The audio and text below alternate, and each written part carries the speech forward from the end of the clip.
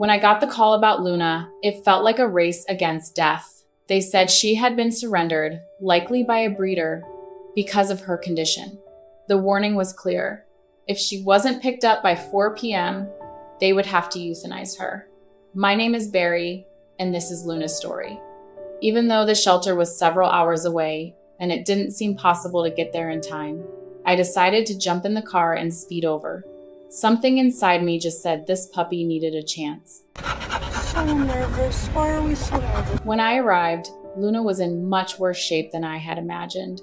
She was only about 7 weeks old, but her head was grossly swollen like a small ball due to a severe infection. We're a rescue, so what happened is a shelter reached out to us saying that they had a 7-week-old puppy there. She had been surrendered, we think, by a breeder, and they said if she wasn't picked up by 4 o'clock, they'd have to euthanize her. But so cute. seeing the tiny creature, she spent I probably knew the we had to first try. several We weeks took of Luna, her after we took and her the in grueling the journey at the hospital. vet hospital began.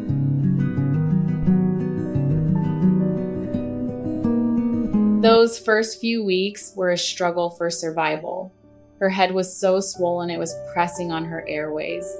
A tricky thing about puppies is they usually don't know how to breathe through their mouths. They only know how to breathe through their noses. Luna's nose was completely blocked. She constantly panicked. She would desperately try to take a breath, fail due to lack of oxygen, and often faint. At first, it was literally minute-by-minute survival. To keep Luna alive, I had to be right next to her, almost around the clock.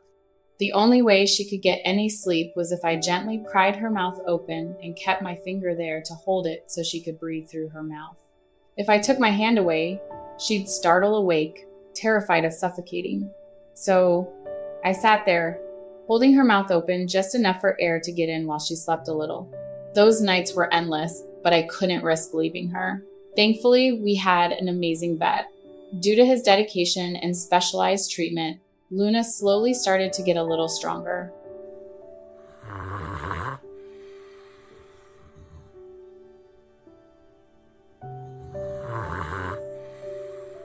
Gradually, the swelling went down, and she learned to breathe on her own.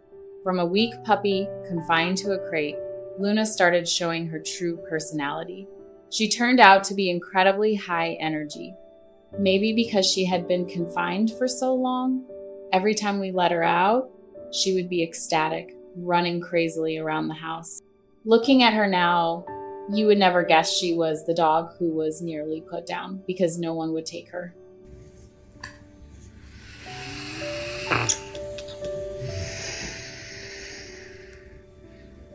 Luna is now a goofy, fun, and very playful dog.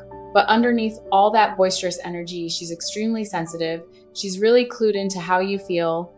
If I even raise my voice about something unrelated to her, she gets noticeably upset. She has the sweetest eyes, and she's always looking up at me, waiting to be praised. If I just scratch her head and tell her she's a good girl, her tail wags like crazy. Oh my goodness. Can you back up a little bit? Or no?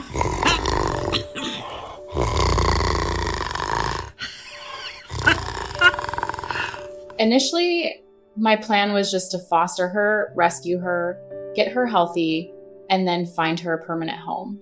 I did have a few people interested in adopting her once she stabilized. But every time I thought about giving her to someone else, I got uneasy. I worried about what would happen if she had a flare-up. Our house is only 5 minutes from our vet, so I knew she was safest here. Stay. Wait. Wait. The more time we spent with her, the more I realized my wife and I had become totally attached to this little swollen head puppy. Those sleepless nights spent holding her mouth open created a bond I just couldn't break. So I canceled all the meet and greets. We weren't looking for an adopter anymore. Luna was officially staying For the